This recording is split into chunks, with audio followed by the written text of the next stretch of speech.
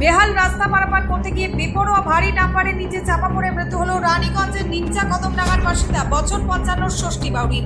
বৃহস্পতিবার দুপুর 1টা নাগাদ ঘটা এই ঘটনাকে ঘিরে ব্যাপক উত্তেজনাময় পরিস্থিতি জারি রয়েছে রানীগঞ্জের রানীশাহের এলাকায়। স্থানীয়রা এই দিন বেহাল রাস্তা মেরামতের দাবিতে ও মৃত ওই ব্যক্তির উপযুক্ত ক্ষতিপূরণ দেওয়ার দাবিতে রাস্তা অবরোধ করে বিক্ষোভ দেখাচ্ছে।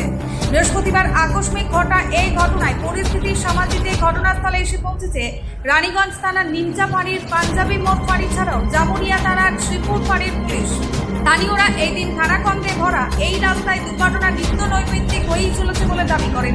তারা জানান, বারংবার এ বিষয়ে তারা নানান স্তরের রাস্তা মেরামতের জন্য দাবি জানালেও কাজের কাজ কিছুই হয় না, তাই এলাকায় দুর্ঘটনা নিত্য নৈমিত্তিক বিষয় হয়ে দাঁড়িয়েছে। এদিনের এই ঘটনা প্রসঙ্গে জানা যায়, বছর 55 ওই ষষ্ঠী বাউরি এদিন রানীগঞ্জের গির্জাপাড়া বাদাম বাগান থেকে রানীর সাহেব পর্যন্ত যাওয়া যে বাইপাস রাস্তা রয়েছে তার বাড়ির কদমডাঙ্গা থেকে সেই রাস্তা পারাপার করছিলেন। সে সময় হঠাৎ করে একটি বেপরোয়া 16 চাকার ডাম্পার তাকে চাপা দিয়ে চলে যায়। ঘটনাটা ঘটেছে যে ওই একজনা বললো যে দাঁড়াও, একটা ডাম্পারওয়ালাকে দাঁড়াও, তো দাঁড়ায় গেল ডাম্পারওয়ালাটা, ডাম্পারটা চলে গেল, দিয়ে তারপর পেরোলো এই সাইডে পেরার পর উনি দাঁড়াইছিলেন, ঠিক আছে। তারপর একটা গাড়ি আসার পর একটা গাড়ি পেরিয়ে গেল, আর তারপরে পেছনে এই গাড়িতে অ্যাক্সিডেন্ট হয়েছে।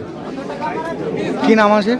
আমার নাম রাস্তাটা কি বলি, একদম জঘন্য খারাপ। প্রায় আমরা 5 বছর ধরে রাস্তাটা ভোগ করছি, 5 বছর ধরে পুলিশের খালাসা টাকা খাচ্ছে। এখন কি হচ্ছে? হ্যাঁ, এখন বডি পড়ে আছে। স্থানীয় লোক কি চাইছে? এখন আমরা ফায়সালা চাই মালিকের ক্ষেত্রে, আমরা মালিককে চাই, মালিকের দাবি করছি আমরা, আমার একটা ফায়সালা চাই।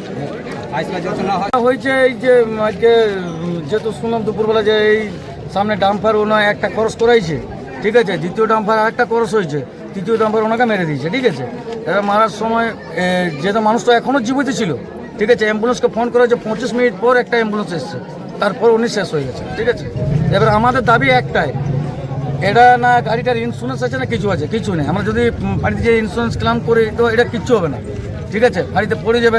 আর এমন কোন মানুষের টাইম আছে যে পার ডে যেয়ে পরে ওইখানে পেপার করবে কারোর সময় নেই, ঠিক আছে। তো এখন যা হবে, আমাদের এখানে আমাদের বড়োবাবু যে আছে, বড়োবাবু মেজবাবু, ওনারা এসে একটা ফাঁসিটা করে দিন, ঠিক আছে, যে আমাদের হ্যাঁ ঠিক আছে এখানে যা হবে তো হয়ে গেছে, এনার এত টাকা এখান থেকে মালিকের কাছ থেকে এত টাকা আমরা দিতে পারলাম, আর গাড়ির তরফ থেকে এত টাকা দিয়ে দিচ্ছি, সেটা আমাদের এখানে লিখিতভাবে করে দিন, আমরা গাড়ি ছেড়ে দেবো, বডি উঠিয়ে নেবো। কি চাইছে? আমরা ওটাই চাইছি যে আমাদের কাছ থেকে বড়বাবু একটা মতো ফাইসলা করে দিন, ঠিক আছে। দেখা যাচ্ছে রাস্তাটা তো খারাপ, রাস্তা খারাপ, রাস্তাতে তো সব এইভাবেই তো চলছে।